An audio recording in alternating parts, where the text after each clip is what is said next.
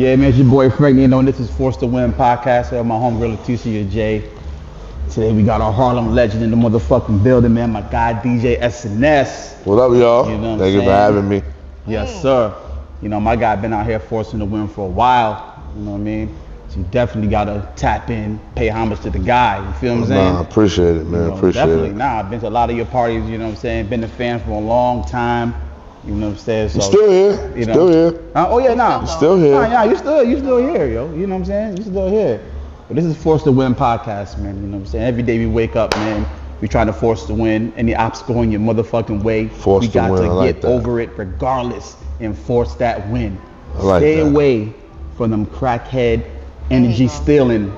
Here you go. Nah, we gotta drop them jewels. Stay away from the crackhead energy stealing motion niggas. People like me, Leticia, SNS, we got motion. But you got people that gotta get around people like us to steal the motion, act like they doing something. Life. Stay away from them, please. You gotta You know be. what I'm saying? You gotta be in life. You gotta be in the life grind, man. Yeah. A lot of y'all got fake motion and y'all starving for motion. Get your own. We don't got time for y'all niggas, man. Stop sitting, being financially frustrated. Yes, sir. And prey on other people who's really successful. Yes, sir. That's it. Yes, sir. Say Bring that. something to the table. Say that. Because we trying to elevate, let's get this straight. We trying to elevate people at the same time. Don't get it wrong, but you have to bring something to the table. Just don't be hanging around. Yeah. acting Stop like hating you on. wanna- Stop voicing your opinion on shit that you don't know nothing about. Okay. Say to yourself, Preach. just talk. Learn before you speak. That's hard for a lot of people. You know what I man. mean? Nah, they got to do it.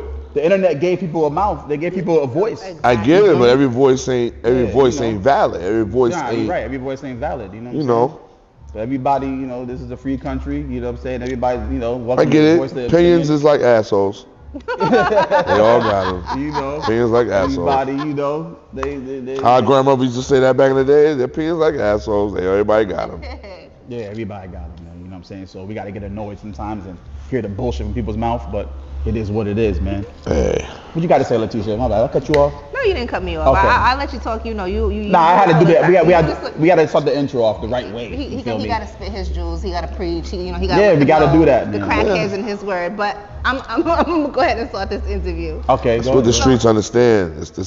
We understand certain lingo. Yeah, It's got to come from a heart place. yeah, From the heart. Once it comes from the heart, they understand it better. yeah, and it's coming from the heart, so I got to drop that jewel every Okay, time. so he okay. You understand? You know. You feel me? Yeah, I understand. My guy. She understands. I She understand. know. I definitely She understand. know, but she being a lady. She being a lady. She don't want to show. Let the ratchetness go. Let it flow. Yeah, this is why it's a podcast. We're not on radio. We're not. This ain't constructed. This ain't scripted. This is a podcast. You're We're pretty. having a real You're pretty. You conversation. got. Thank You ain't gotta. It's not about the looks of me. It's about it's more about the attitude of what I got going on. Hey, that's So- what. Let it go. Let it fly. All right, I'm gonna shut up So now. right, so Talk to me. I want to know, when did you start forcing to win? At what age did you decide, you know what, this is what you wanted to do? Well, I think it was 8. 8. Yeah, 8. The summer of really 7. I'm sorry, 7. The summer of me being 7. Damn, your memory's good. Right. Yeah. So, Treacherous 3. I remember the group Treacherous 3 from Harlem, Kumo D. And I used to carry crates for the Treacherous 3. At So seven. at 7, because my grandmother used to let me go outside, and we all on the block, so we stayed on the block, running around and everything. So the guys used to come out and go to the park and play the park jams. Mm-hmm. So I was kind of intrigued just by the music, the loud music, loud music. So I started, helping them out, carry the records. I want to be down. So I started carrying the records and everything. So then I got smart and I went and got a dolly. If you remember, the dolly is the long thing you need to put the crates on. Yeah. So I used to go get the dolly and put the crates on them. So I beat out all the other kids because I went and got that dolly, and the DJ Easy Lee, which is the DJ for Treasure Street at the time, saw and didn't know that my grandmother and his mother was that close. And I started going to his house for lessons, and he was teaching me how to be a DJ, and watching Mo D and them in the park, and they rapping over they DJing and everything. That just changed my life. This is what I want. This is what I want to be. This is what I want to do. I want to be a DJ. So at no point you never wanted to be a rapper. It was just straight. Because I wanna remember be a DJ. back then the DJ was better than the rapper. Yeah, they ran The the DJ was the guy. Like the DJ was the guy. That's how hip hop started, man. You know. People thinking is the rapper was always the focal the point. DJ. No, the DJ was the focal point. And you know that's what I wanted to be. I wanted to be a DJ because the DJ moved the people. I seen people moving, people dancing, having a good time. Then I used to watch old film back in the days on when Betamaxes and VHSs was first. Yeah. I used to watch old things of people back in the Fever partying, the Celebrity Club with Red Alert and stuff like that, watching them when they was younger. Yeah. Watching them do parties that people was really partying. And you can look at the old black exploitation films, like the Mac and Cross 110th Street, all them joints. If you look at them and the music that was being played, the Curtis Mayfield records that was being played in those movies, you see the love and the passion people have for partying. That's what I want to be. You think that passion's still here to this day? Yeah, it is. Even though it's a lot detrimental to the culture, but it's still music. So you mentioned your grandmother a couple of times. She was your biggest supporter. She was Yes. She held my back and made sure I was right. I always had manners and everything. If I didn't, I got my ass whipped. That electrical cord was very different in nigga life. I know everybody that can relate, they seen that electrical cord. And when your grandma was hitting you with belts and you got big and the belts didn't matter anymore, here came the electrical cord or the end of that ironing cord. A lot of people remember those days. So she had my back and she schooled me then my uncles was in the streets, so I watched them, and I was just influenced by the lifestyle of the streets. And she wouldn't let me towards the streets, but just by being around, being that young guy, listening to the old guys talk, I'll listen and soak up the knowledge and stuff. And then when I got a chance to venture off by myself, when I got about 10, I was in the clubs. The reason why I was in the clubs because me and my man Chuck Black, my man Nappy Red was one of the big drug dealers in Harlem. Yeah. He lived on our block, so he was just like Poe and Rich Porter and all them. He was just like them. You was around them. Yes, I was around. I was small, I was young. I was there. Born and raised in Harlem. Yes, born and raised in Harlem. So I was around. So Nappy Red never wore nothing twice. Never wore no clothes twice. So he used to have everything. So I went to Rooftop before. I went to Rooftop when I was young. I was about 11 years old. Yeah. About 11 years old. So Nap let me hold his remember Rocky 4? Remember Rocky 4 with the with the brown Sherlin jacket? Okay. The Rocky jacket. They used to call it the Rocky jacket. He gave me that jacket to wear with some brown ears. I don't know if y'all too young to see the brown ears. It used to be brown ears with the beige check. You see how the Louis ones are? They used to have ones like that back in the days of brown. So I had that with the jacket, pair of black jeans. So he went to Rooftop. How was you getting these clothes? You was the 10. You was 10 at the time? I was big. And Nappy Red would let me, I would go to his house and take his clothes. Oh, take his clothes. Okay. Shit. So you was this big 10 I would do years my old. grandma. Then I would break down my grandmother kick my ass. Like I was. So your grandmother raised you? Yes, my grandmother raised me. Yes. And my mom's, she was in the streets doing what her doing. My father was. He got killed in the streets. And it's kind of crazy. I'll tell y'all about that in a minute. How that circle came around. But I learned just by being out with my friend Chuck Black. He got me influenced to just being outside of just the music part, watching the other part, the street part. And then I learned, and then talking to Nappy Red on certain nights, he schooled me a lot. Mm-hmm. And then when I started going out with him, but my grandmother didn't know I was going out with him. I would say I was spending at a Chuck house, and I would go out. You was in the club. And I was at Rooftop, yes. 11, that's 11. I'm Rooftop. Damn. I was a Rooftop. DJing? No, I was out. You were just out. And that's when I learned that style of music. I didn't know nothing about that DJ. I knew about So what was the particular style of music from the rooftop? Like what do you call that? Rooftop was that was the real lifestyle. I call it the get money. That's the get money time. You're in rooftop. You to be a rooftop, you had to have some paper. Rooftop was nothing filled with nothing but hustlers. And shit, like No VIP section. Everything was VIP. To be in there, you had to be somebody to be in rooftop. Okay, all right. Only reason why I got in rooftop because I was with Red. Okay. Real talk. I wouldn't have gotten in there if it wasn't going to Red. Then there was times that we would go up there and honestly, you know, me and Craig G. Y'all know my brother Craig G. We grew up together. Me, Craig, and Chuck. So Craig G was in the rooftop with y'all? Craig was there too. Shout out to fucking Craig G. Yeah, Craig don't tell his story about Harlem too much, but I'm more in depth because his brothers too was in the streets. Yeah. So it was like all that was, we all endured our street time, but we wasn't really in the streets like that. Like, selling drugs and all that, nah, we didn't got killed. We was scared. We had that fright. We had that fear factor. I was scared of my grandmother. He was scared of his moms. Rest in peace, rest our soul. Rest in peace, my grandmother.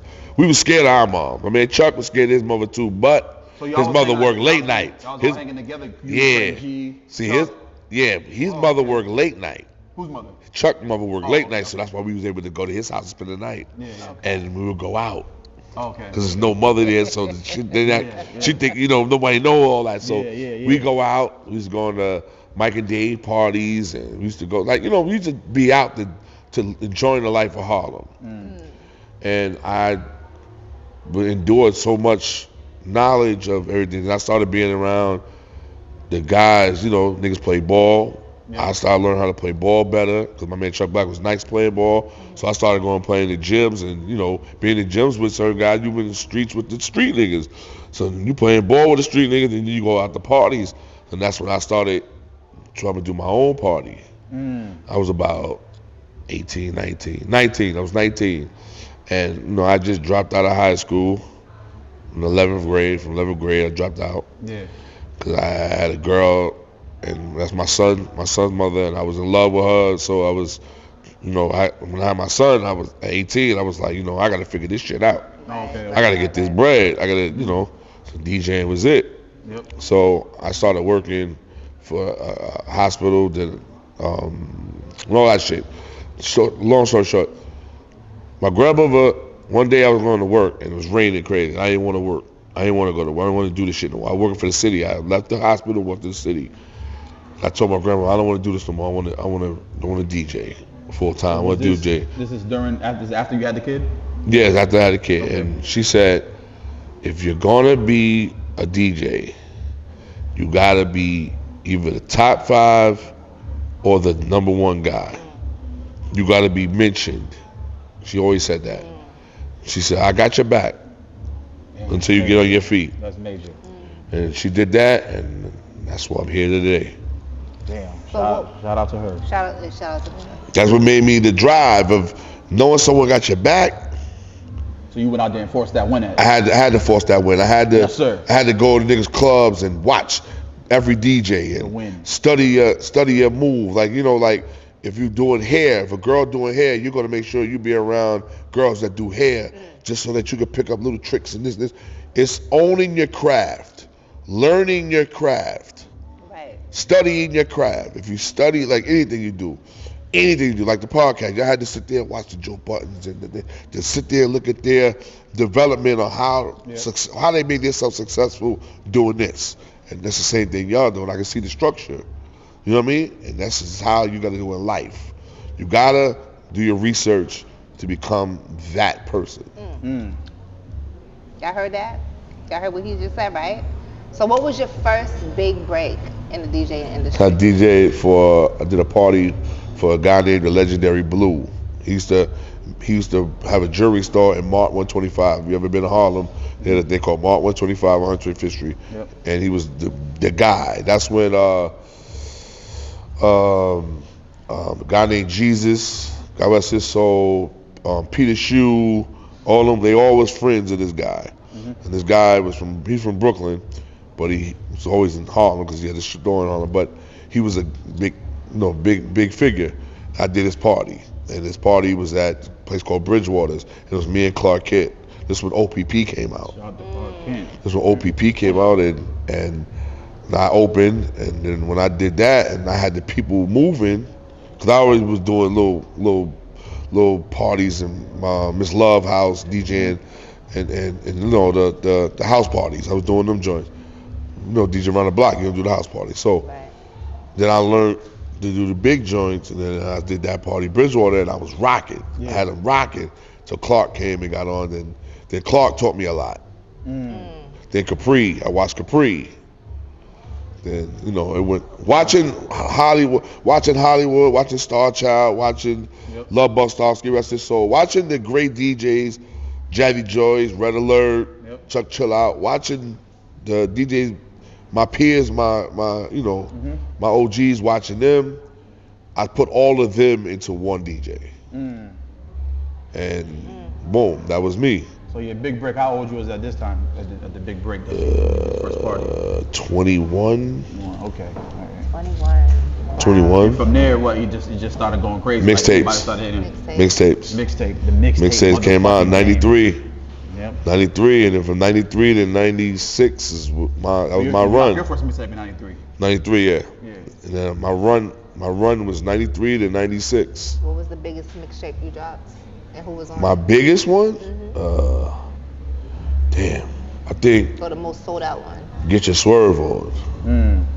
Get Your Swerve on, because it was no rappers on it. I didn't have rappers on my joint. You got a dope blend I had tape, songs. too. I had songs. You got a dope blend tape too, though. Nah, that was only the one. That was only one ever. I never did no more after that. The reason why this tape did well, because I had remember the Mary J. Blige intro to the first album with the Who Shot Ya beat? I had the full song. Okay. And half of it was hip hop. One half was hip hop, one half was R&B. So I started off with one blend, and then that was the R&B side. Then the hip hop side was How High Before Everybody. I had the Who Shot Ya. I had a whole bunch of songs. For everybody. Yes, and I had R&B songs, and I had the Keith Murray remix for Total. So Can't You See? Is it safe to say that you had How High first? Yeah, I did. You the guy. Yes, Oh, okay. I had High first. I got in trouble for that record too. Yeah. How'd you get that record though? You know, I had interns that worked in the I had intern. It's over now, man. Listen, you know, that was before that tape. You know, I had a Nas. You know, I had Nas's music, Okay. and I got in trouble for playing Nas. Like his first album, before his first album dropped, I had his music, and I didn't know nothing about getting in trouble by playing songs. I was playing songs. My first mistake was Naughty. You mean you was playing songs at parties? You was playing? You talking about or the mixtape? On the mixtape. On the mixtape. Like before Nas, Naughty, my biggest trouble I had was with Naughty. So I played when OPP was out. Yeah. I had Everything's Gonna Be Alright on the mixtape. This is when OPP had just came out. I was like 92, 93? 91, yeah, 92, 93? Yeah. So I had them joints on there. Then I had played everything. When they put out Everything Gonna Be Alright publicly, you know, I had Hip Hop Hooray, and that was for the second album. And I didn't. You was ahead of the time. My Connect, that So was. you was the first one for Hip Hop Parade too? Yes. You the first one to drop it on the mixtape on the street? Yes. Okay. Yes. The guys. I got in trouble for them. Tretch and Redman they jumped me in the rink for Yeah, they that. jumped you. They jumped Fake me key? in the rink in Jersey, Bergenfield. Oh, you I went was- over to say what's up. They jumped To you. know, I knew Redman, but I didn't know Redman was there. I didn't know he was there until when I was on the floor, and I said, that's Redman. When I was on the floor getting started, I said, that's Redman. I didn't even, like, I'm on the floor, you know. She was serious back then. Literally stopped you. Like, Yeah, they would You stop. fucking SNS playing So my shit, look. everybody. So you gotta think about it. I was always taught street mechanics. When you get started, what's the first thing you do? You cover up. Yeah. You ball up and you cover up. So if at least when you're gonna get started up, your face don't get caught, you'll never know you got Wait, you how got tall jumped. are you? I'm 6'1" now. 6'1" now. Okay. I was like 6'5", 11, 6 foot then, but I wasn't as big then. Okay. But that doesn't matter. Them niggas was 3 of them. And it was some other guy, Redman, and Tretch. Did you at least catch one? I had a skate on. Remember, we was just about to skate. We was in the ring. I was about to skate, and they was there. I said, let me go over to Tretch and talk to him. So I had one skate on. So I walked over with one skate on, and then he was like, yo. I said, I'm SNS. He was like, oh, you SNS. Oh. Yo, you still playing my shit on your motherfucking thing? I was like, yo, I was just doing it, just, you know. He was like, nah, nigga, you fucking taking food out of my mouth, boom, boom, boom. So I didn't realize that. So then, when they did what they did, the next day, Crazy Sam, you know Crazy Sam. You ever heard of Crazy Sam? I heard of From Video Music Box back in the days? Yep. Crazy Sam was from my block. He came to me and said, yo, Tretch and them is downtown. He on 125th Street. You know, I heard what happened, so my block went down there looking for Tretch. Oh, shit. At least about 150. Real talk. About 150 niggas was down on. Yeah, I told you it's me. This is my block. This is Harlem. They ain't not letting that go down. 130th St. Nicholas Terrace. So I had niggas from Grant Projects. I had niggas from Manhattanville. I had my block. Everybody went down to 2/5. So Tretch had left and went down to the studio. So we went down to the studio. So I wanted to shoot the fair one. With who? With Tretch. I wanted to shoot the fair one with him. Yeah. Crazy Sam said something to me that was real. He said, yo, S, this guy is the #1 guy in the game. He can make it hard for you to ever even come up in this game. Take this one as a loss. Crazy Sam said that. And me not being naive, not being high-headed, I said, you right. And I let it go. Like I said, you know what, fuck it. So, years down the line, I saw Tretch. We was in Pathmark together. Me and him, we in Pathmark together. In Jersey. We both lived in Jersey. We saw each other. And we sat there, we talked like men. Tretch said the realest shit, and I didn't understand it then. And it was real. He said, yo, S, think about it. I was upset because this was for our second album. Nobody was supposed to know about that record. Imagine if somebody was smart enough to sit there and take the hook and do it the same way and put that record out before us. That would have fucked us all up. That would have fucked up my whole plan for the second album. I said, and that's why I learned about music, making music, because artists say, you know, when you hear that one record in the studio, and you say, yeah, we heard, you know, you in the studio, you hear it, and you be like, oh, this is gonna be the smash. Yep. So we gonna hold this one. We know what this one's gonna do automatically. And that's what it was. But I had this shit up, yo, that shit was in that shit was in record. Every car. Vinny said to me, he said, S, that shit was all over Jersey. He said, I ain't gonna lie, you got us even more hotter. He said, but everybody now know it was naughty. So, but when it came out, that's when the visual side had just, remember the visual part of making music had just came in the videos. Spike Lee did the video. And when Spike Lee did Hip Hop Array, remember how that video was? The video made it go crazy around the country. So it was they knew what they already knew. They already had the plan. But I kind of teared that plan. But imagine, like, you know what I'm saying? Imagine what it been. So I understood, and I had more respect about it. And then it happened to Nas as well. And once that happened with Nas, so you got trouble with Nas? I stopped. Yeah, I stopped. What song was it for Nas? His whole first album. I played like 8 songs. I played like 8 songs, and he had 10 songs on the album. So did your plug finally get caught? No, these are young niggas. They don't care. Okay. They was Young Connect. These young niggas in Sterling. That $50 went a long way. When you 14, 15 as an intern, nigga give you $50. Niggas it's like that's lunch money and pocket money. Okay. So that's what that was about. You ever ran into the problems of the RIAA? The RI So So I did an interview with the Torre guy, the guy with the afro that was on MTV. So when Drama got caught, we had a interview. Yeah. So Torre was like, there was a lawyer there. So the guy was like, he said, yeah.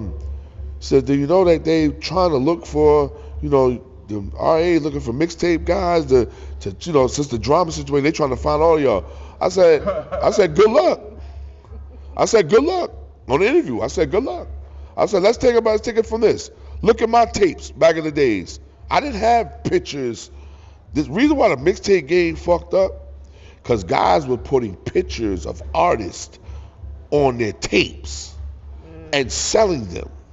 So the labels looking at this, using their likeness to make money. And these labels are pumping money, marketing dollars. Exactly. Okay, so the RIAA. Yeah, so when I did that meeting with, when I did that, the thing when Drama got caught and stuff, they were trying to go to all of us. So we was all just talking in the interview, and I was like telling them, good luck. If they coming for me, hey, good luck. You ain't got no proof that I did those.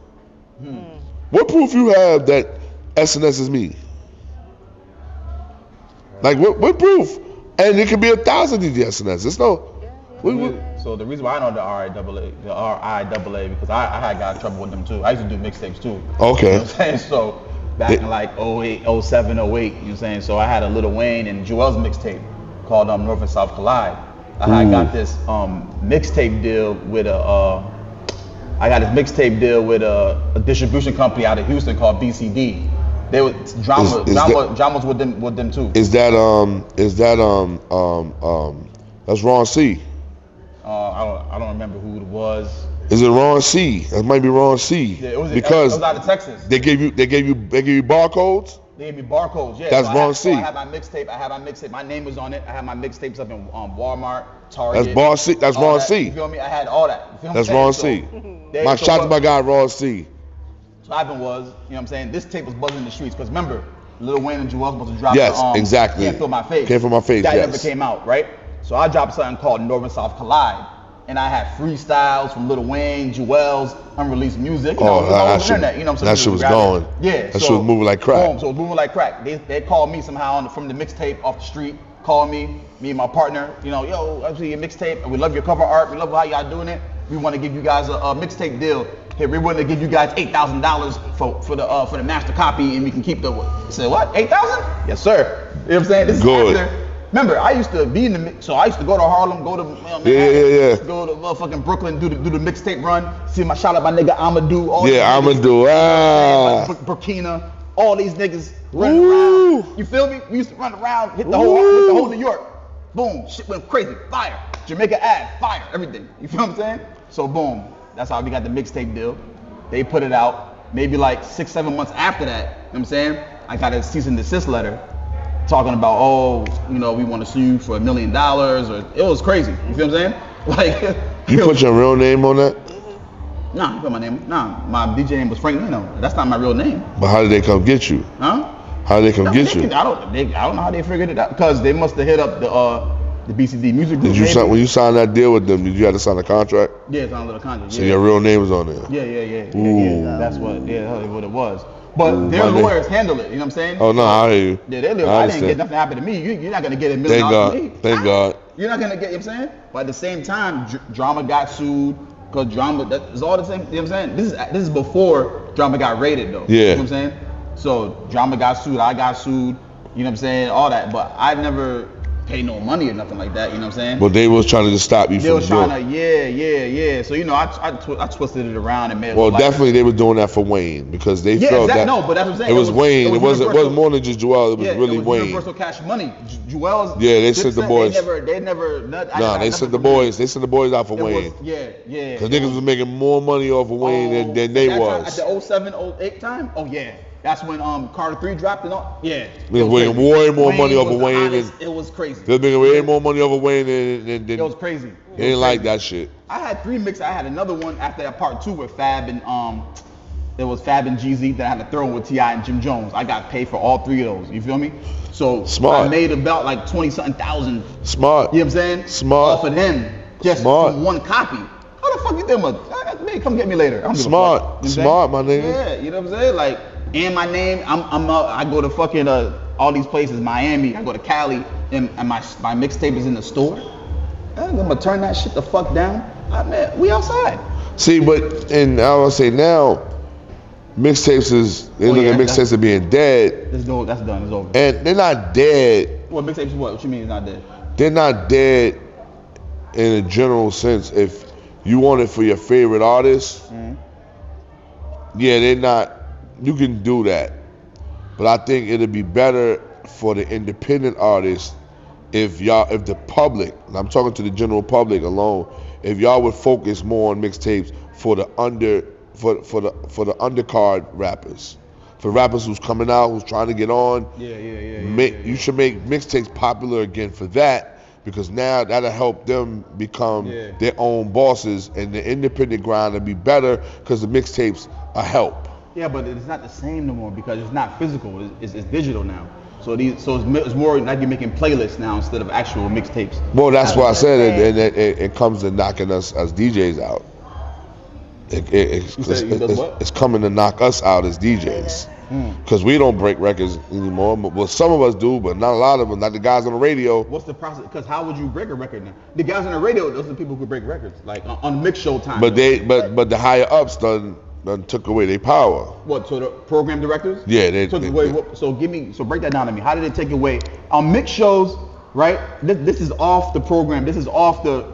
All they still got a playlist to go by. Yeah, but even the mix shows though. Yes. You see, Craig can't play nothing. It's selective. I don't listen to radio like that. It's selective. Yeah, selective. Yeah. So that was my thing. Do people even really listen to radio anymore? Yeah, people listen to radio. They have no choice sometimes. When you're in the traffic, coming home from work, you're gonna listen to your music in the car, or you're gonna put the radio on. You want to listen to the radio sometimes just to know what's going on. Popping. Yeah. You know what I mean? Like you never know. You might have a guy that have a mix. So you might it's have a program. So whose fault is it that the DJs can't break records anymore? Is the program directors, or who's above the program directors? The bosses. They look at that as payola. They thinking it's payola. They thinking that these guys are getting paid to play somebody else's new music. So that's why they playlist you. That's why they hit you with you gotta play this recurrent record, you gotta play this and play that. And play my powers. Yeah. You gotta play my powers. Some DJs know how to finagle it and play one record for somebody here and there. But it's the business. I understand it, but that's just how I was telling my guy in the other room, this whole game is on perception. As an artist, as a DJ, you got your game to win in this game is perception. You gotta put, like your podcast. You want your podcast to reach other numbers than other than your regular in town numbers. You gotta have the right content and how you word it and how you present it to the people. It's the same thing like if you got a meal. If your meal ain't prepared a certain way, you're not gonna eat it. Right. Yeah. It's the same thing. You want people to eat your meal that you putting out to everybody. Yeah. And that's how the Joe Budden thing. Everybody got podcasts. Everybody got but podcasts. It's the authentic podcast that gets recognized. So what's the definition of an authentic podcast? You ain't talking about the regular shit. You're talking about if your shit is informative. If you helping people who's stuck. Some people are stuck. There's a lot of people that stuck don't know their way in the music game. But if y'all teachers of the music game and still being current what's going on, then they'll look at your shit as being informative. I can listen to their shit because it's helping me get me on my shit. There's a lot of people that want to do podcasts. People think podcasts is a super way to go. That's what they want to do. But if they don't have nobody to teach them that, you know what I'm saying? They can only go by what they see. Yeah. So then they'll start sounding corny like some of them other niggas be sounding corny. You know what I mean? They don't know how to talk. They don't know how to ask questions. They don't know how to do none of that.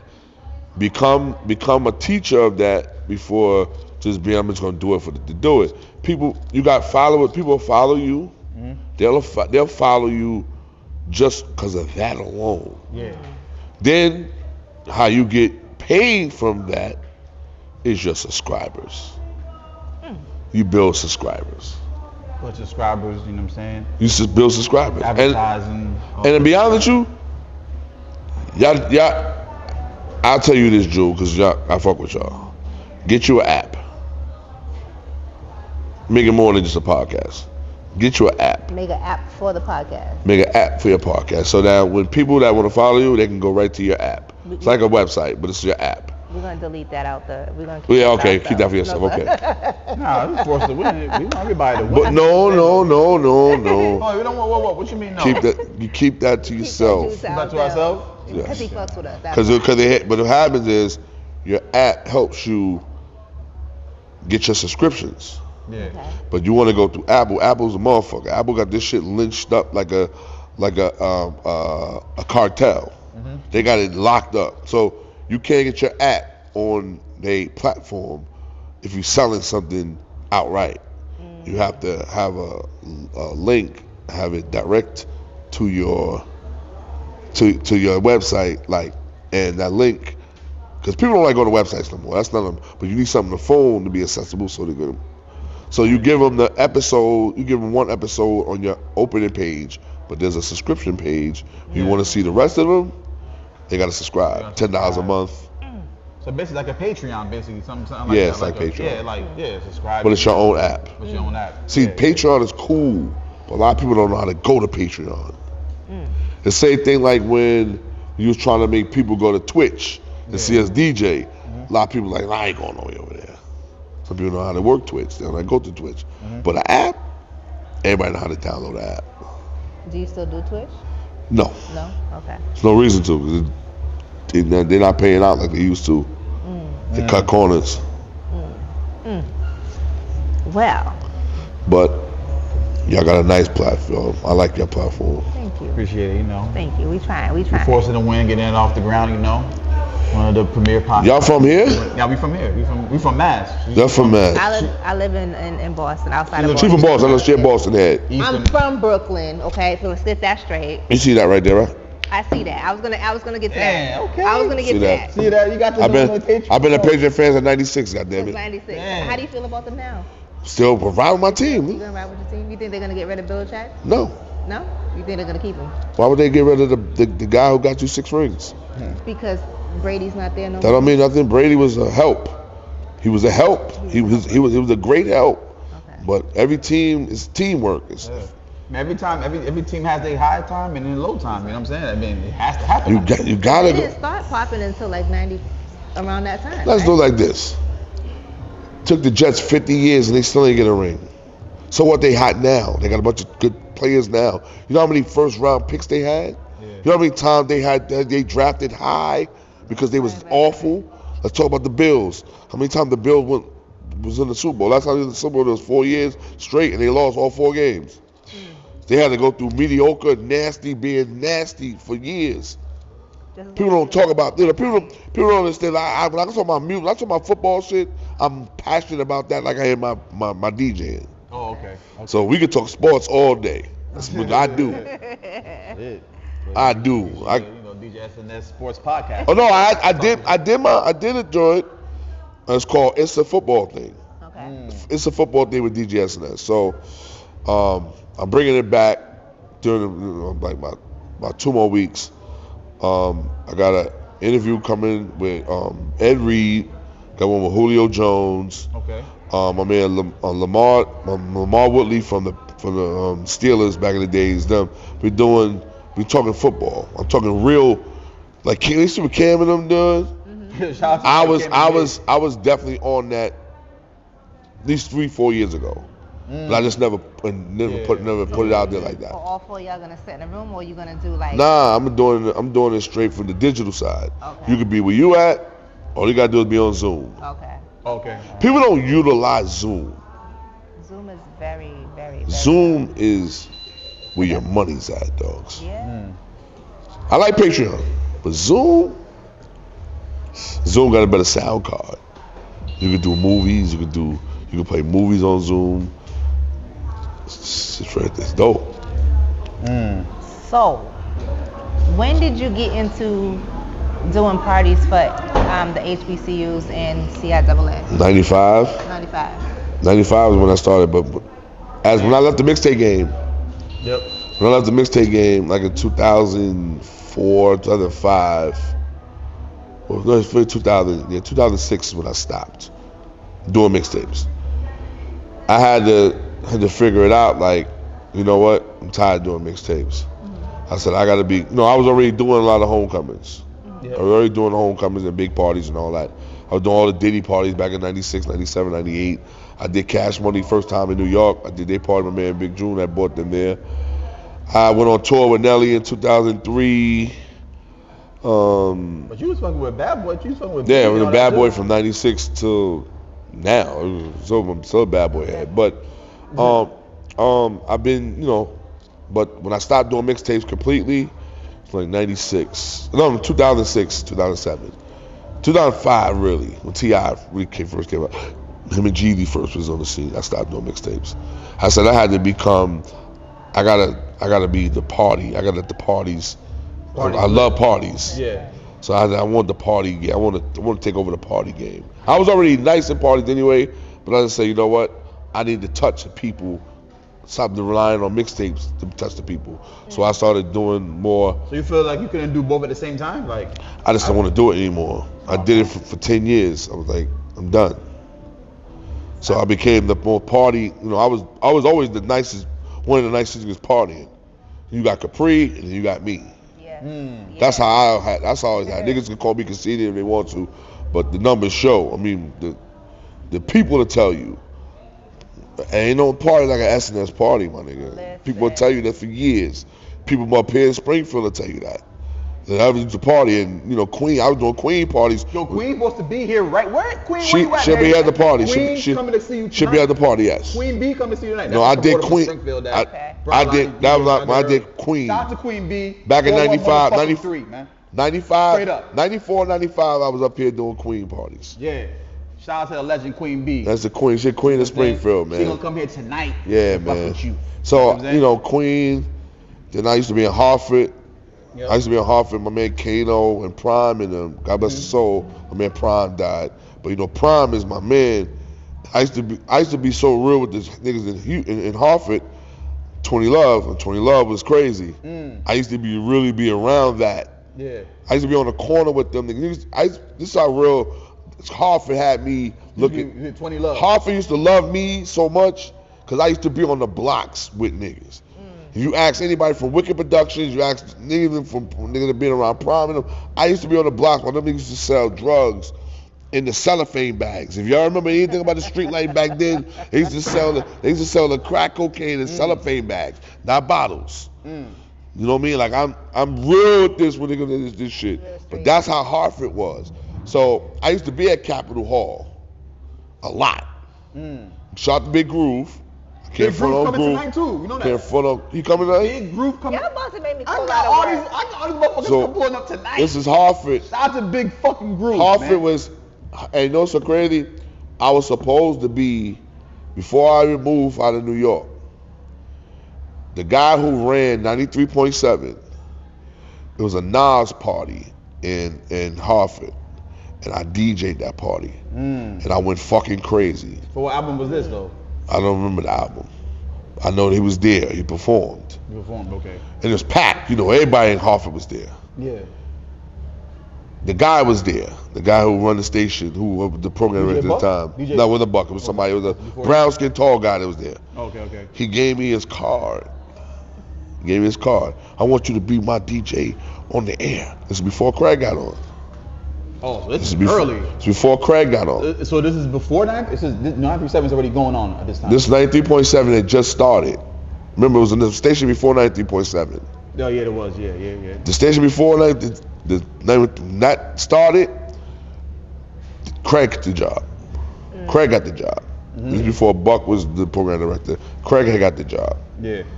And that's why me and Craig, I was mad at Craig because Craig kind of pushed me out the door. 'Cause I wasn't really in New York. I was in New York, but I wasn't coming up here. I don't think I was going to come up here like Craig was that. coming here early. Shout out to my Craig took it. Craig sacrificed and left Harlem and came here. I didn't want to move from New York. I was stuck. I didn't want to move. But at that time, I don't think he moved yet. I think he was just coming out. He was coming back and forth. Yes. Coming back and forth. You know my man Big Ty. Big Ty, yeah. Shout out to my guy So Big Ty. Big Ty Floor, was him and Craig. So yeah. Craig came up here. P Nice came up here. Yep. P Nice came. Yep. So yep. they took over this. Craig became. But you know I was coming up here a lot. I used to do Ray Allen's parties. What was the bar with no name? Bar, that's Hartford. Yep. I started when Bar No Name first opened. They only gave it to Ray Allen. Ray Allen first did the. You know, Ray Allen is from Connecticut. Yeah, his mom's was doing them. His mom's was doing it, but his mom's is the one who started the Wives of the NBA organization. That was Ray Allen's moms that started that. And how I met Ray Allen, I did UConn's party.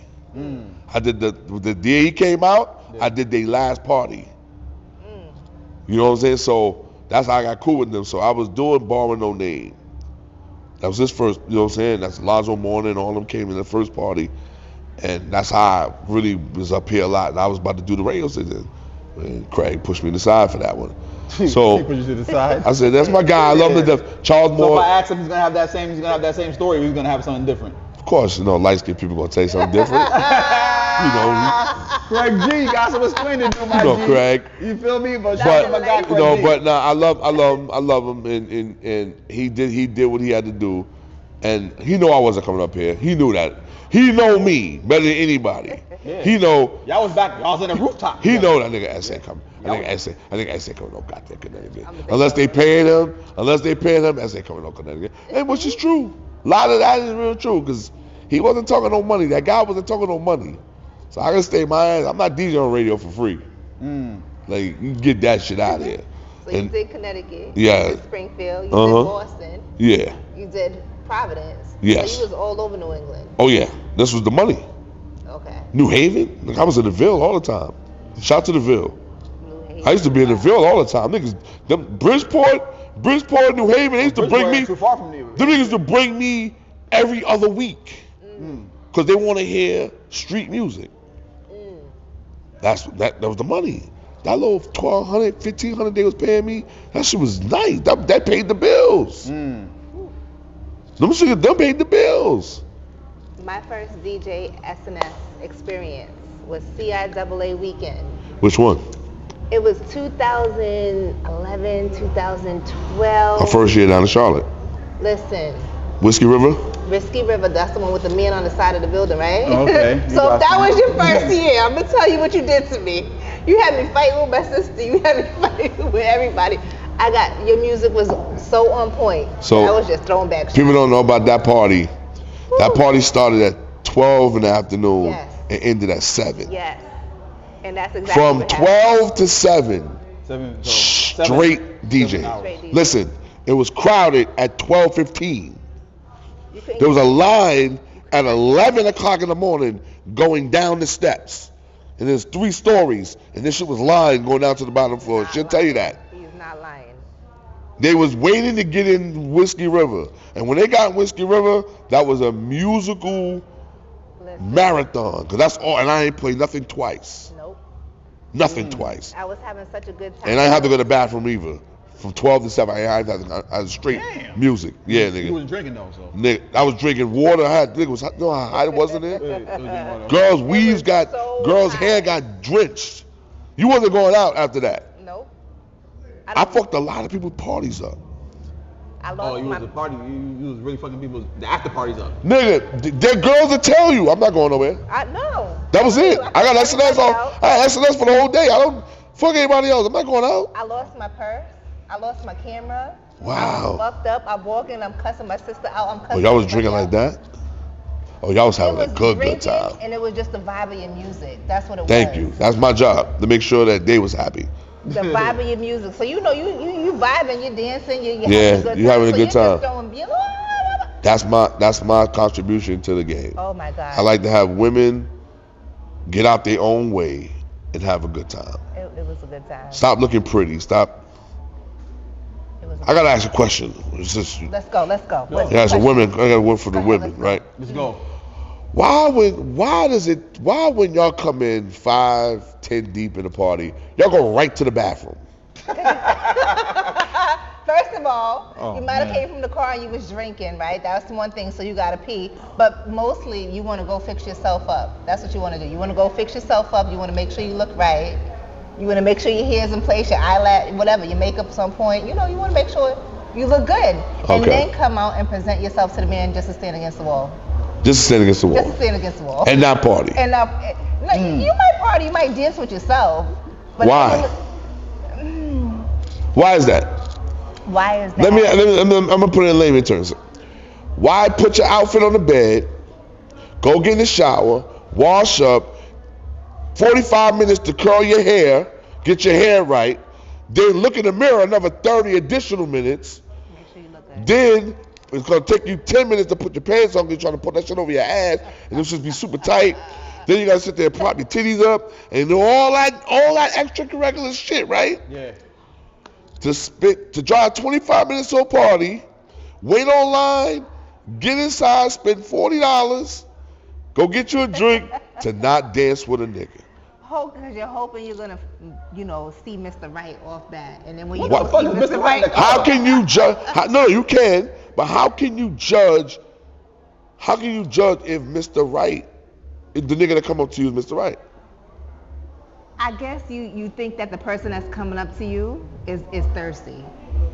You're looking at that person That's your perception from the beginning before he even comes up to you? I guess. We gotta be thirsty? Not thirsty, but like, okay, so this nigga's the first nigga. Like, he didn't even give me a chance to like get myself right. But nigga, You went to the bathroom before you came in. Get yourself right. we What are you talking about? looking at y'all. We're not looking at your first movement. We don't care about what y'all did the pregame. We're looking at what we see right then and there. We see a beautiful woman, You're not hair, answering this right. her hair You big. yourself right. You went to the. You You didn't say. got yourself right, but I'm saying, like, get myself settled in the club, let niggas notice me, let other niggas notice me. Well, so I guess you. Why can't the first nigga notice you? Yeah. What do you mean? Let niggas notice you. What are you talking about? I guess that he just comes off thirsty. I guess he just comes off, You see, fellas? Yeah. You see the perception these women have for us? There's a bunch of dumb Ladies, shit 9 you talking. times out of 10, you want the nigga that's playing hard to get, right?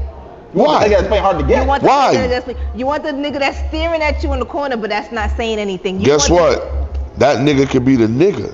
That nigga's gonna be the nigga. He that's could gonna be get the one ball. that could change your life. The one that's coming up to you. Yes, it He could be that way. he could be the one that changed your life, but you assuming he's a certain type Yeah. because he stepped to you first and you could blow your whole shit off. Now, some women be like, yo, you shy, come up to me like, be a man, come up to me and talk to me. You know what I'm saying? So when And a then nigga when do he that, does- and now he's thirsty. Yeah. So it's a lose-lose. It's a double standard. I know she don't speak for a lot of you ladies, but Yeah. you know, Yeah. you got a boyfriend? I don't know what's going You got a on. boyfriend? No. That's no. why. Uh-huh. That's why. No, I don't have a boyfriend because I Why? don't have a boyfriend. Why? Because I'm. That's why. Because I'm picky. Yes. Your views and your opinions No. can stagnate you from moving. Stagnation. Yes, that. No, you gotta let go. But every time I let go, that's when I pick the wrong nigga. Oh, guess what? Put them through test. I always pick the wrong nigga. No, every time no, I no. be like, I'm just gonna let Listen, my guard down. ladies, let me school y'all ladies Okay, something. Let's go. Let me help you out. Help you get out your own way. Okay. Relationships are like it's a game. It's a game between men and women. We all have our ways of how we attack a woman or how we gonna come talk to a woman. Cause we pregame that when we with our niggas. We think, yo man, I'm gonna get the number. Man, oh, you bum ass nigga, you ain't getting no number. You an ugly ass nigga. We all get that from the gate. So you telling us we ugly and our niggas telling us ugly, we don't care. We got turned out by our niggas 1,000 times. That shit don't hurt us anymore. Cause we know what we get. It's always a type of woman for us. Right. That's just how we come with the attitude. So we already primed for the letdown.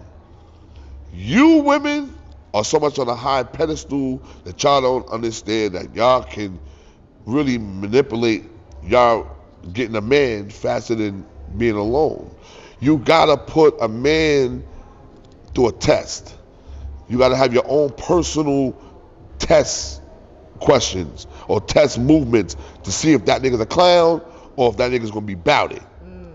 And it don't have to be financial and it don't have to be looks. You gotta take those two things out the equation because if you don't, you're gonna set yourself up for failure because those two right there, looks and sexual and money is lust.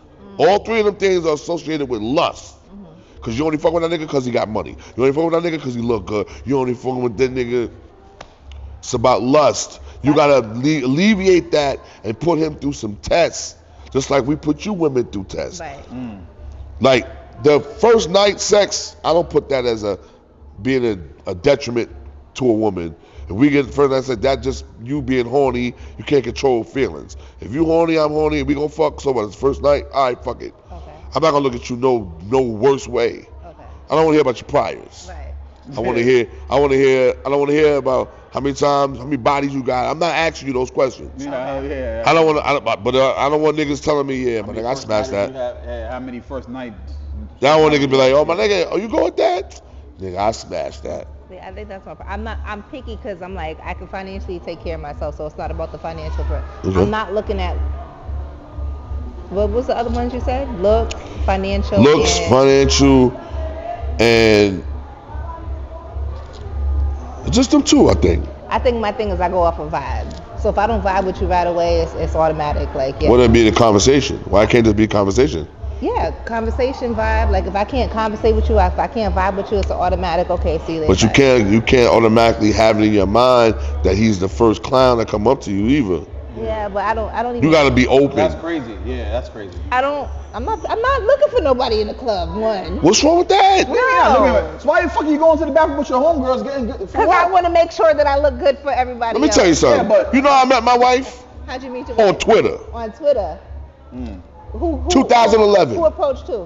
Who? I approached her. And what you say? I got in touch with her. I found out I went her thing, left her messages. Boom, boom, boom. We met up. We met in Raleigh.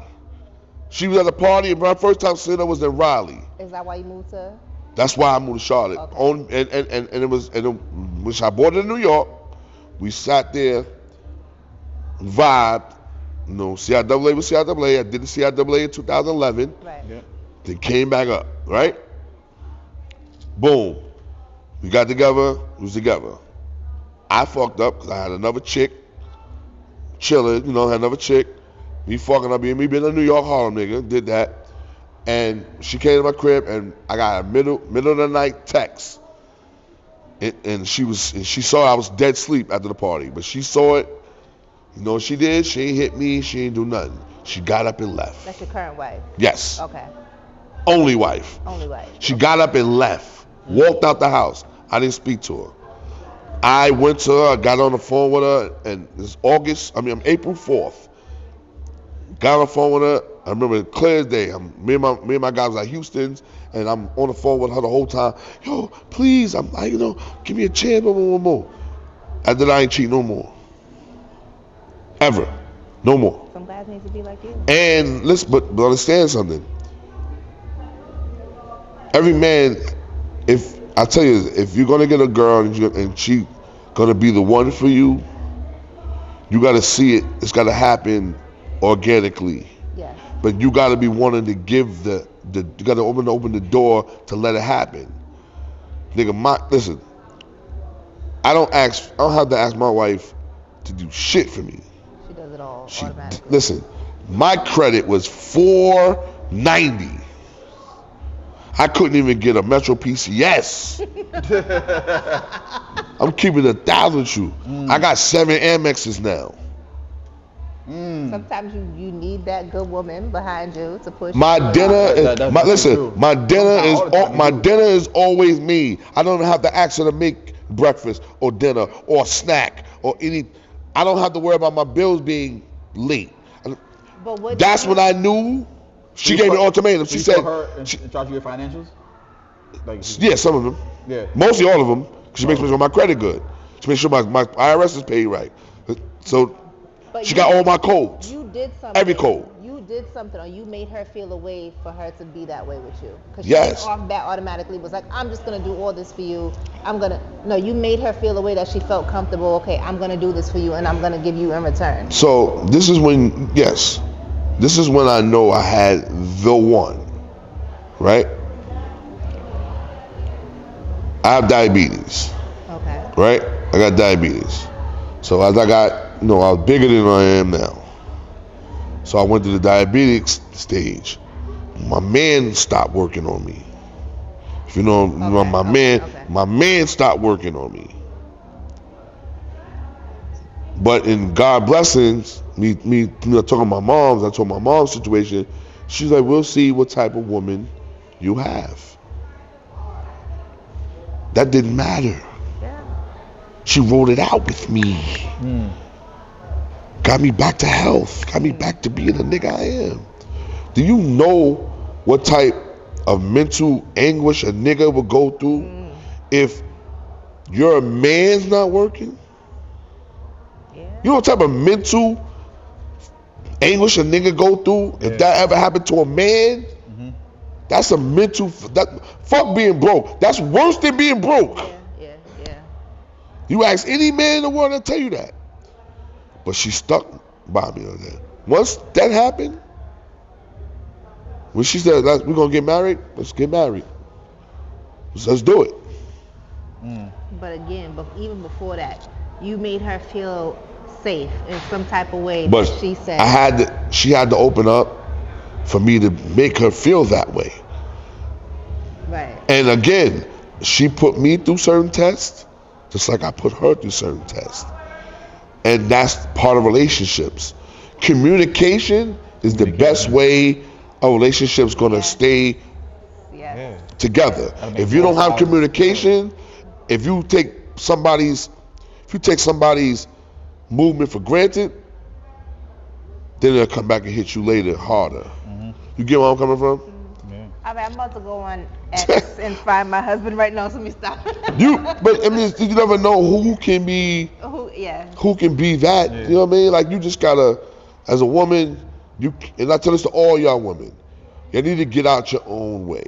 And go on YouTube and listen to Kevin Samuel. I don't know. R.I.P. Okay. No, you better. He's telling you, he's giving you the blueprint to get out your goddamn way. You got to see how many delusional women there are. Delusional, entitled women. I'm not delusional nor entitled. We're not saying you are. We're not saying that. See, that is the problem. That is the problem. I'll be in the club, right? I'll be in the club, so I'll sit there and say, "Oh, you women gonna stop wearing these Coach bags, these monogram Coach bags with the monogram shoes." And the first thing is like, "Well, I don't wear that shit." I said, "You women. If you don't wear it, then it doesn't pertain to you. Why answer that? You setting yourself up. That means I must have hit a nerve." Exactly. We just hit a nerve. You're giving SNS. We hit a nerve. No, you didn't. Yes, sir. No, you didn't. Yes, we did. See, because we that's never said, we never betrayed, we never. I know. It wasn't for you. We hit a nerve. No, you hit a nerve. We hit a nerve. Just admit it. No, but see, that's the problem too. They don't want to take accountability. We just hit a nerve, and you didn't try to say we did. You ever seen the skit on TV? You ever seen the skit on Instagram where the guy was asking? He said, "All right, it's a game show." He did a game show. He said today's thing, and he took a sheet off the table, and it was a big sign that said accountability, and he had two women. So either you're gonna grab it. You know, if you grab it, that means you got to take accountability. If you're gonna grab it, one girl said, "Oh no, I can't do this. I can't do this. I'm not even gonna try to do it. You won, baby. You walked out." And the other girl was trying to grab it, and her body wouldn't let her grab it because it's what it's called accountability. Yeah. So just now, we said if you took the accountability, you won 100,000. All right, well, I'm grabbing that. But listen. If women take the accountability for certain shit, you might have the right nigga that love you just because you took accountability. Just now, me and SNS was talking in general. He was generally speaking. You took it and came out and answered him. I just said I'm not delusional or whatever. We were saying, but we never said you were. We never. So and that's the thing. So I'm taking accountability. I should have never spoke up for that. Exactly. Thank you. Exactly. I never spoke up for that. Exactly. But what I'm gonna say is why I am single is because of my lifestyle, right? What lifestyle? So because of my podcast, What you do? so I work for an airline and I also do these. So I'm around guys all the time, right? Mm-hmm. So because I'm around guys all the time, I meet a guy. I'm here until what? It's gonna be 10, 11, 15 by the time we leave here, right? Mm-hmm. So I'm going home. Mm-hmm. Sometimes we drive to New York. We don't get home till like 4 o'clock in the morning. No guy wants to be like, oh, you're around all these guys till 4 o'clock in the morning. You ain't. You gotta get an understanding So guy. So we gotta bring it back to us. Sometimes a lot of dudes be insecure. You feel me? Very insecure. You have to get a guy who understands what's going on. You're in the industry. That was a good one. I can't No. really. Right. I can't really give you a. You Can't give you can't a give good me question about a good. Because yes, these niggas definitely feelings coming in. Nah, a lot of dudes be insecure. You know what I'm saying? You're dealing with a woman who's outside moving and shaking, following her passion. She want to interview people. She's in the club. She's partying. But you know what I'm saying? Like, I mean, But you gotta understand something. we gotta understand. You see how you dressed? Yes. Very well conservative. Right. Yeah. Yep. Now, if my wife's out there doing the 1-2, she out there going out there and being around the whole, being around But for what though? for your Reason? job. If you're going out there for this and you're being around men and you're being respectful, Right. you're looking respectful, I don't have a problem with you doing that. But it's when you gotta go out and your titties is It's propped hanging up in the air and your ass, you got the no. fuck me dress We ain't on. doing that. Why you around these niggas with that on? And you're enticing a man to even come at you a certain way. Right. Yeah, no. I'm very respectful. That's very what respectful. the problem goes. Yeah. And then y'all women that say, you know what the fuck they'll say? Well, why I can't dress the way I want to dress? Because it's trust. It's trust. You should trust me. yeah. Okay. So would you want your man walking With gray sweatpants on? would you want your man walking around if your man was dieseled up? Would you want your man to walk around a bunch of chicks sitting in a group of chicks sitting there with no shirt on? Would you gray want sweatpants. and he's Gray sitting? sweatpants. Don't forget the gray Yeah, sweatpants. gray sweatpants. Would you want that? Would you want that? No. Thank you. No. Thank you. Again, what's that word? Accountability. Accountability. Accountability. It's a balance though. Today's new word, ladies and gentlemen, Is accountability. We gotta just break that It down. happens in relationships. It happens in life. It happens in music. It It happens in everyday life. Accountability. If you take accountability, your life will live smoother. Exactly. Yes, me, I'm a fucked up head sometimes. My wife said, yeah, you're selfish and lazy. I'm not selfish. Lazy, yes. I'll take accountability for being lazy. Yes. Do I forget to take out the garbage? Yes. Do I forget? Do I come home and say, baby, here's some flowers? No, I don't do that sometimes. Don't forget the flowers. Flowers. Hey, listen, I've been with you for 13. I've been with you for 13 years. We're a little past flower time now. Even though you're supposed to, listen, Flowers you're right. don't matter. You're right. It does. You can come once in a blue. You can get. Yeah, if she gotta sit there and wash my socks, you you gotta wash my socks and my drawers and make sure everything is right. Flowers Yes, every your woman Friday. deserve a flower. Friday. Flowers every Friday. Four times a month? Yes. See, there you The go. flowers Yeah, that nah, night. See, there you go. Yeah, it's not. With this, with the terms. That makes it flowers. That's special. Every Friday. That But shit is what? It's You know what I'm saying? Like, what is It's special not about every special. Friday? It It's is not special no special. more. It's not special. No, it's 'cause not. okay. No. You know When we got together, we did the ring thing, right? Okay. I told her, oh, if your ring shine, my ring gotta shine. You think I'm gonna put a ring on your finger and my shit ain't got no diamonds? My shit gotta shine. I need diamonds. We did it. We did it.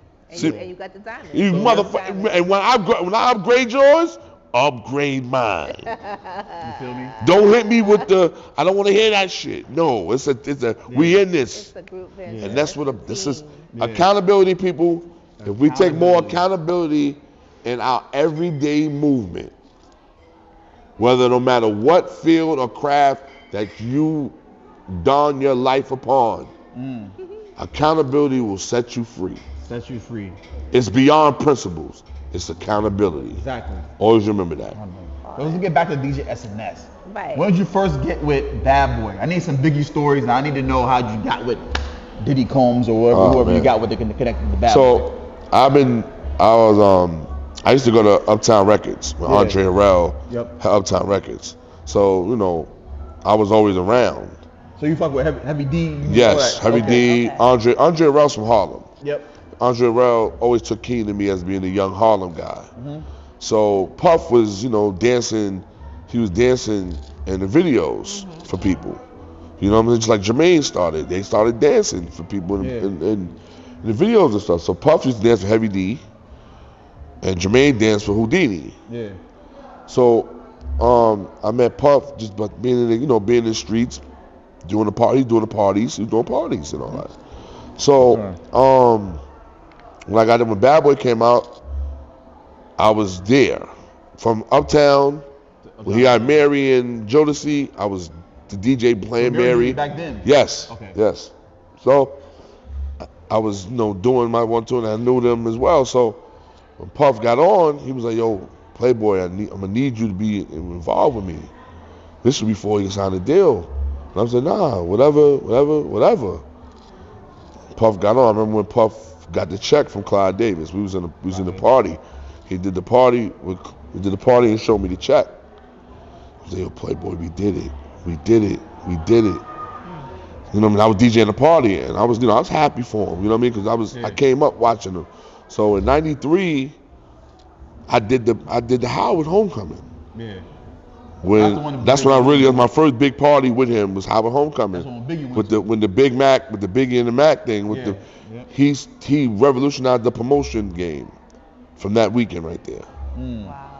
You know what I mean? He had gave the nigga the manager money from the McDonald's to put the Biggie and Mac on all the Big Macs. They had that McDonald's had the Biggie and Macs on them. Yep. So that's when he promoted the Howard Homecoming, because he's from Howard. Yeah. He came from Howard. Yeah, so that's when I started really getting with Bad Boy. Then Big, I got cool with Big. I used to live in Brooklyn, right around the corner from Big on Gates and Grand. Mm-hmm. So I met Big in the video store, and he was getting porn music, porn, the DVD. That's what his thing was. All right. So then, when did you become Mary's main DJ? Last year. Last year. Mary, I was doing a bunch of parties for Mary, and then there was this. I said, Mary, yo, she said, I don't want to do no more parties without nobody, just you. I want you to do all my parties. And when she performed all that, it's not on me, but the parties, she want me. Okay. So I was like, yo, can I? So I'm your major. Yes, you're my DJ. Boom, and that was that. But we can come. I'm gonna come again. I'm gonna come again. Y'all got Zoom. Y'all can Zoom me. First of all, this is Force to Win podcast, so we pull up to you. We pull up. We'll come to. Force to Win. We'll come to Charlotte. But no, you can come to Charlotte. But the Zoom part makes it even doper. Well, because it makes it convenient for y'all. Yeah, I like this. I can be on there with y'all every week if y'all want me to. Once a week. I don't have a problem. Because I like that we going against you. That makes better TV. All right. No, that gets the women involved. It does. Because then they're gonna be like. It is picking on her. No, I love to do my Kevin Samuel against. Yeah. That's what makes it. Yeah. More than just music. I love to talk to music. Now we had to I'm point gonna out watch Kevin Samuel. We had to just point out that you never took accountability. We had to point that out. Yes, accountability. Today's word, ladies and gentlemen, accountability. All right. So now we're gonna go down to the last couple of questions that we normally will ask. Go ahead. Mental health. What does mental health mean to you, and how do you deal with your mental health? I don't let nothing stress me. Okay. I always prepare myself for the worst, because when it hits you, you're better prepared for it mentally. Sometimes people can't handle shit happens. When shit happens, when my uncle died, that was the first time in a long time that I wasn't prepared for that, and that stressed me, and it stressed me so much that my heart started beating super fast from it because of the stress. And I never let nothing else stress me. I mean, it's been times that I've been sitting there, where I'm gonna get my next meal from, where I'm gonna get my next dollar from. That stressed me. Me and my wife argue. I'd be stressed sometimes. Yeah. I don't let that stress me. I don't let her, even no one stress me. My mom's, none of that. My grandmother, even my grandmother was dying, I didn't let that stress me. Because I was ready to end life. Because my grandma, I love my grandma, that's my heart. Yeah. But I don't let it stress me. I don't let nothing stress me. I prepare myself for the worst. And I tell my daughters that all the time. Don't let don't never wear your emotions on your sleeve. Because when that shit can be a form of stress. Be prepared for the bad shit to happen. Prepare yourself for the worst so that when the worst comes, you be better prepared for it and it doesn't hit you hard and you know how to handle it. Right. That's mental health. Like some people don't know how to deal with their self. Prepare for the worst. Always think negative. Think the worst things. No, not always think negative. Always think that everything is not peachy and creamy. Life is always going to come with obstacles. You gotta think. You always gotta think that this is gonna be bad, and if it be good, then you're in the green. But when it's bad, at least it won't fuck with you mentally. Because you already know it's gonna be like bad. if you get in a fight with somebody and you stressed, sometimes niggas let their emotions take over and they go shoot somebody without even thinking like, damn, what's the repercussions of this afterwards? Yeah. Am I gonna do 25 years for murdering this motherfucker? Or I'm a chill. Alright. You know what I'm saying? That's how I deal with it. So, I usually break it down to the DJ.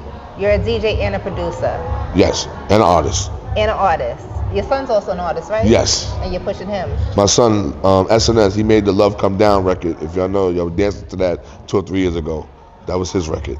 Okay. So I want to know who your top 5. Do I want to do DJ or do I want to do producer? Which one you want to go? You can do. I can do all 3. I can say it real quick. It's not easy. Go. Biggie, Jay, Eminem, Nas, Okay. KRS One. Okay. This is good. That's good. Top 5 DJs. Myself, Kid Capri, Hollywood, Starsky, Red Alert. Top 5 producers. Bink Dog, the one that did Devil New Dress. From Rockefeller. Yes. Bink, Premier, Clark Kent. There's one more.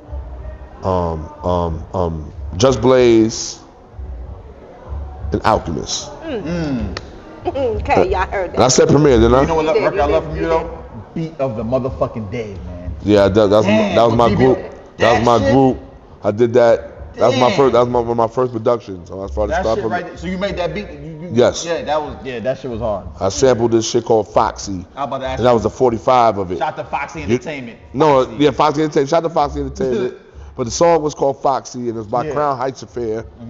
And the version with the one I sampled was only on the 45. So you had to have the 45. The 45 is? You know the 45 Oh, 45 is a little so record. It's a little baby record that everybody used to play. And it plays, there's 2 buttons, it plays faster. Okay. You know, Yeah, we're gonna teach you. We're gonna teach you. So my uncle had a whole bunch of vinyls, right? Oh, is that? Yeah, my uncle Daniel. He had a whole bunch of like vinyls and little. So I know what you're talking about. You got them? I don't know. He doesn't have them. He wound up. that beat was so crazy, man. Yeah. So let me tell you something. Make it over before somebody else make that shit over. Did somebody else make it over already, or do some type of use the sample again, or you do that, make it over before somebody else, because they're gonna grab that. That's one of them. I might do it for Mary. Okay. Oh, that's gonna be. I might use it for Mary. My God. I gotta show it to you. You know what we're talking about right now? No. That song? You gonna tell me. You gonna tell me. Yeah, I gotta show you that. All right. So we can sit here and we can talk all day. night, all day. That's Conversation. From the time we were sitting down at dinner, you was dropping gems. So Frank has one last question. Talk to me, Frank. What do you do to force to win? He just told us a whole bunch of force to win scenarios, but you know what I'm saying? What do I do to keep forcing to win? What do you do to keep forcing to win, man? Stay relevant and stay up on what's going on. Gotta pay attention to everyday life. It's not being nosy, it's just paying attention to what's going on. You want to be in the loop. The best thing about life is being in the loop.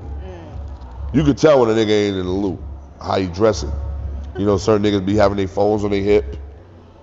You know, outside their pants. Harlem's about being fresh, though. You'll never catch me with my phone outside my pants, with my shirt tucked in my pants. And niggas with the Bluetooth and no.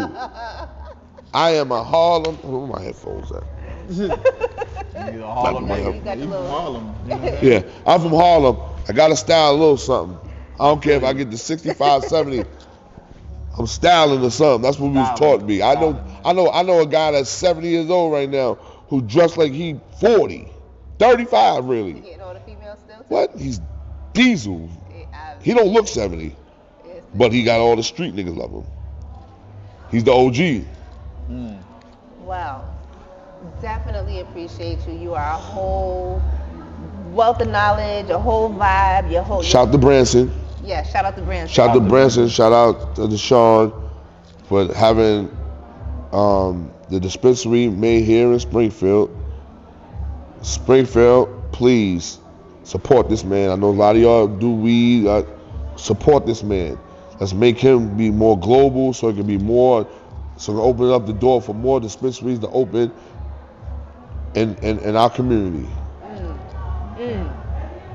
So yeah. Shout out to Foxy as well.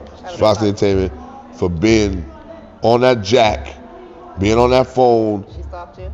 She didn't stalk me. She made sure everything was right. She made sure I did the drop. That is called a good businesswoman. Yes, she is. About her thing. Shout out to Foxy. Foxy Entertainment. Yes, sir. Yes. And shout out Force to Win. We forcing to win. We forcing to win every We day. forcing to win every day, baby. Yes, sir. Let's go. 100 Force to Win podcast.